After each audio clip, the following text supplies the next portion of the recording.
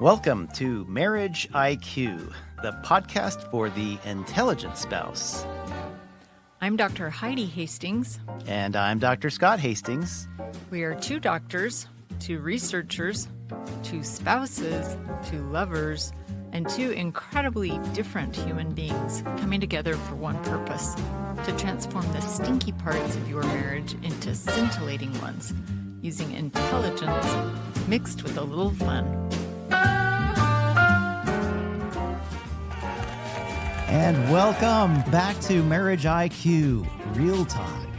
This is our inaugural session where we get to talk with you a little bit less formally. Yeah, we're dressed down today. For those of you who are watching on video, you can see that. We just wanted to get real with you, have some real talks. Yeah. About some of the things that we were learning ourselves this week about shift happens, about identity shifts in our life. Now, I was the one that insisted on leaving it shift happens. I hope none of our audience took a double take there, but I'm sure it happened a few times. What are the Hastings doing? I don't know. But welcome back. We're Scott and Heidi tonight. Yeah. No doctors in the house tonight. We're dressed down. We just kind of wanted to follow up a little bit with how things are going with you, with your homework. Do you remember it? This week, Scott invited everyone to get together as partners for just 10 or 15 minutes and talk about some of the identity changes that you've been through personally and as a couple within your marriage. Can you think of some? Yeah, for sure. Like parenthood, when kids left for school, when kids became teenagers, a lot of them were around parenting. When I would change a job or give up a job to come and work for you, a couple of times those were really, really hard identity shifts for me. Wasn't so hard to quit working for you to go to school though, but that was hard for you. That was a real hard identity shift for me to take. Yeah. But it was you doing it. Mm-hmm. Moving was always hard. Parenting. I remember more recently, I was in a choir, the Millennial Choir. I sang bass, loved it. I was there for a year and a half, and that is something that I decided intentionally to move on from, to pursue other things that I think helped me develop a little bit more. So that was a shift. Yeah. I love singing, but it was time to make a change in my life. I think we also, as we discussed some of these changes, we talked about things that we held on to, parts of our identity that we held on to and parts that we let go. We talked about how you let go of a big part of your identity, which was music during med school and residency. And I would say probably the first 10 years when you were starting your own medical practice. And it took several years to bring that back into your identity. You know, that's really interesting. That's a great point, Heidi. Just because we let go of a part of our identity, it doesn't mean it's forever. Right. We may let go for a while. And me, it was the piano. Mm-hmm. I let go for probably close to 20 years.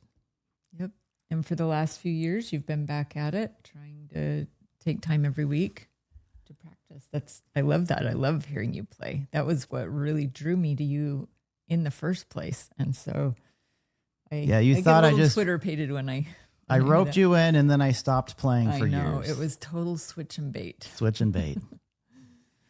Yeah, we talked about us personally this week as we've thought about this. What new parts of our identity have we brought in? Can you think of any that we talked about? I can't remember. Well, there's definitely the new part of you going to school and getting your PhD. Oh, yes. That's right. A big part of your identity that's different. And you never even planned on that happening, really, in the past. Right. So I think I've always been a learner. That's a huge part of my identity. I've always had many, many books stacked by my nightstand, reading multiple at the same time. I do have a book weakness. I still order books all the time. I don't get them all read, but I had a broad range of learning for many years. And then it just shifted. And when I went for my master's degree, I wasn't planning to get my PhD. That was a whole new shift that it was really difficult, but eventually I kind of got the hang of it. And then it was really difficult, really, really difficult when it ended. So And I can still keep that learning part of my identity there. Just it shifts now to learning how to podcast. So Scott, in our marriage, can you think of times when one of us has been going through an identity shift or an identity crisis or whatever you want to call it, and the other person isn't? And how did that impact our marriage?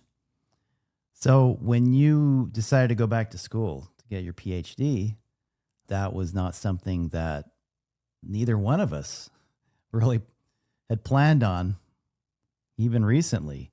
I mean, you got your master's pretty quick, so I thought, hey, let's move on and get your PhD. But I had no idea the difference between the master's and PhD level compared to the undergrad and the master's level.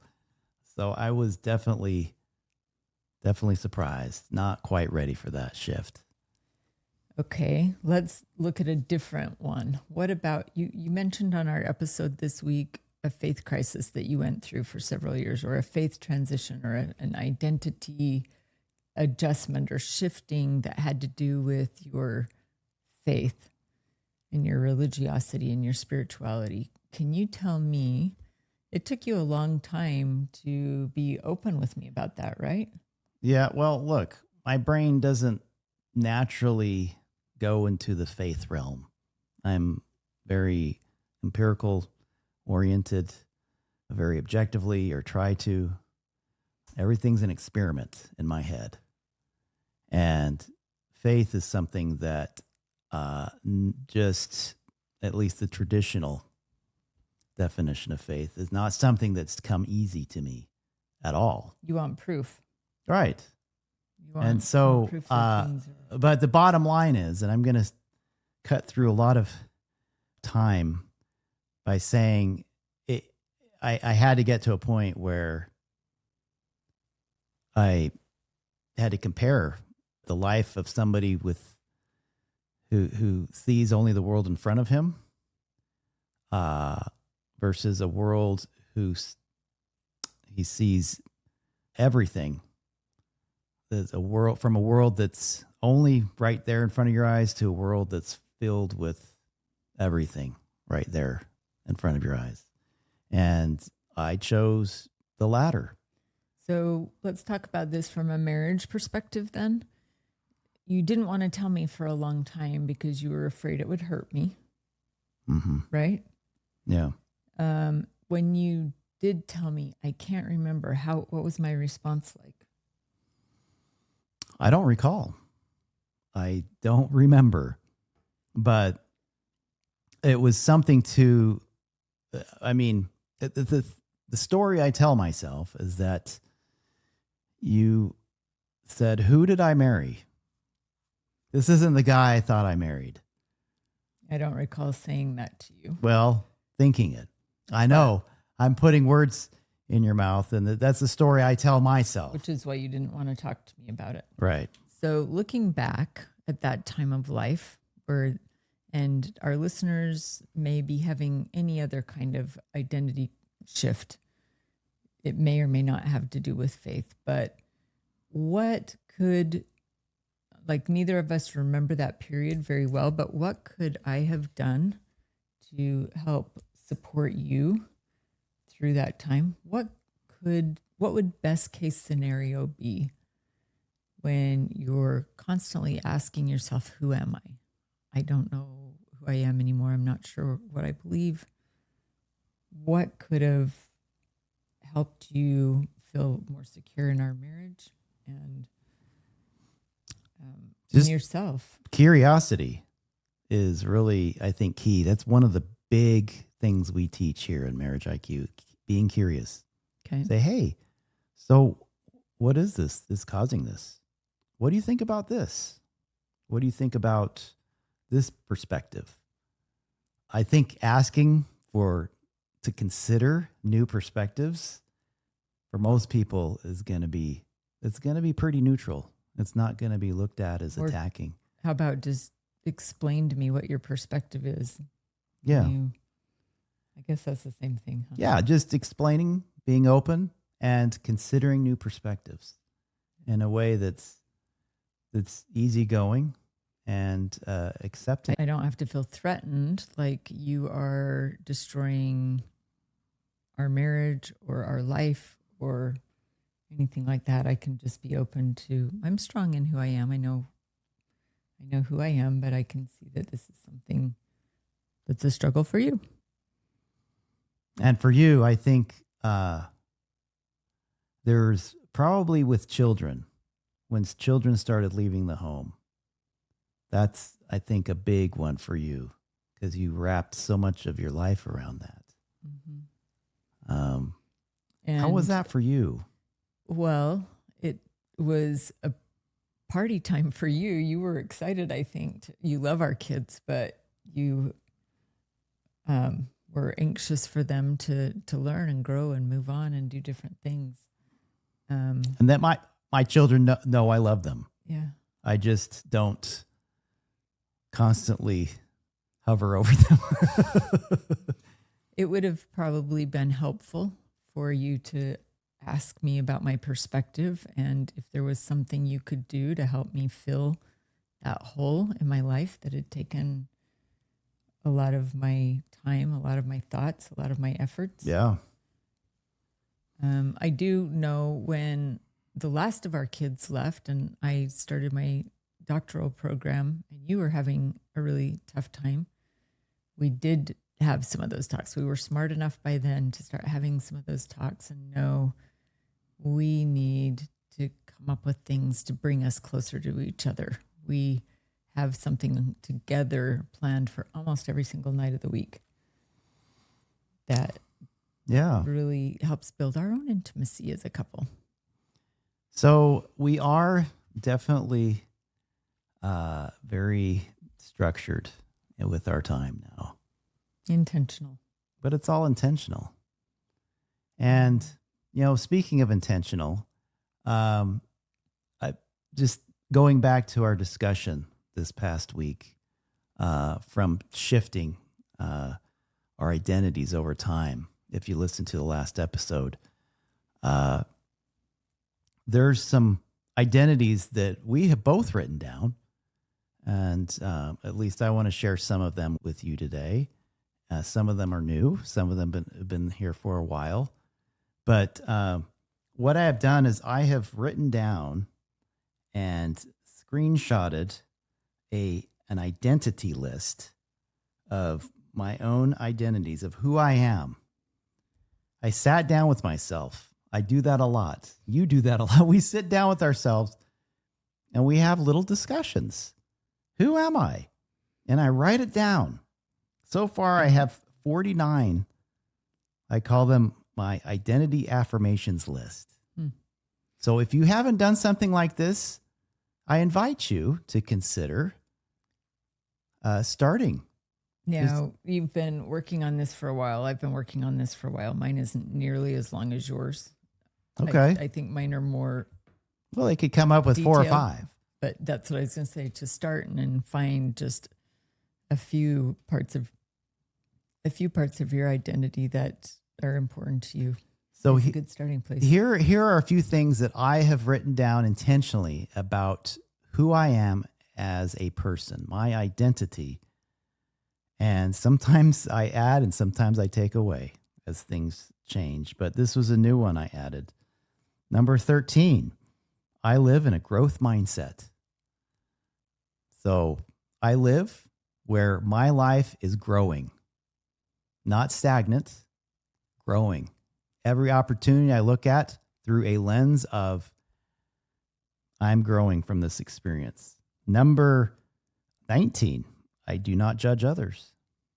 That means not at all. I know that's radical. I call it radical non-judgment. How are you doing it, that part of your identity? Well, does this mean you're good at it? You know how to do it? Or does this mean this is who you're striving to become? Yes, it's both. Okay. These are things I want to become. and things that maybe I am.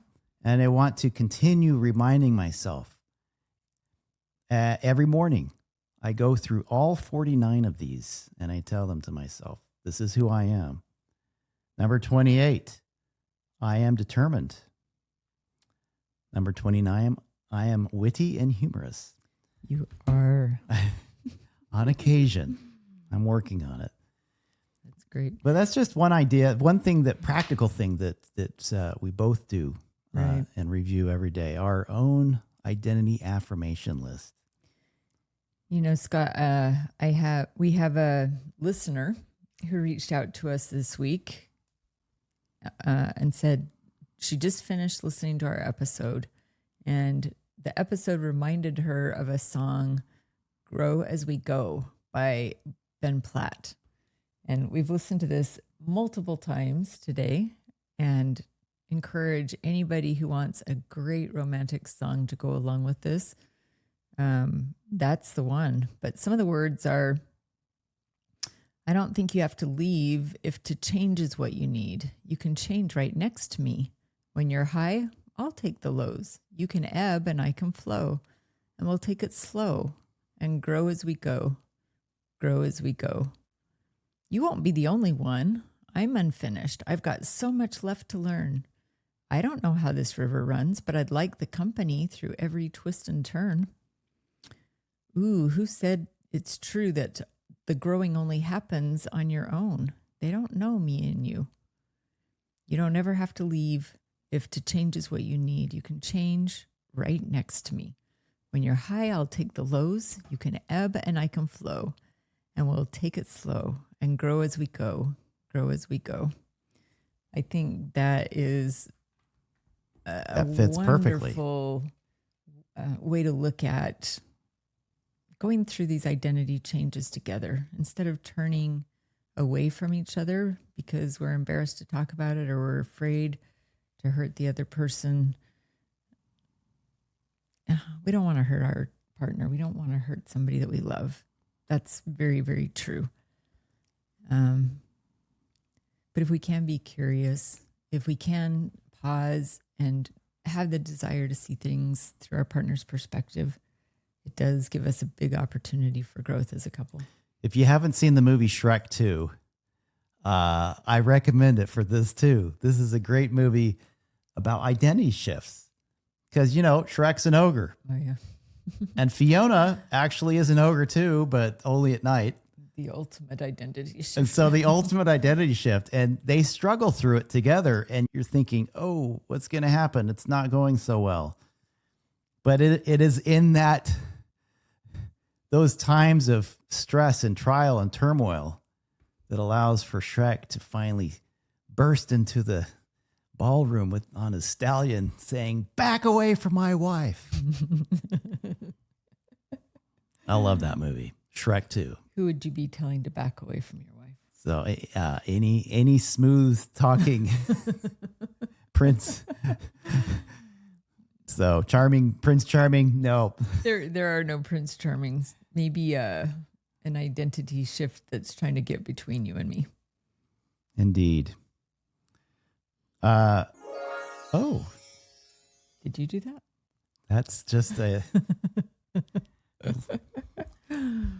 Well, this kind of wraps it up for us here. Yeah. We just thought that you could get a little assistance with some of your homework. What did the Hastings do? These are just some of our thoughts.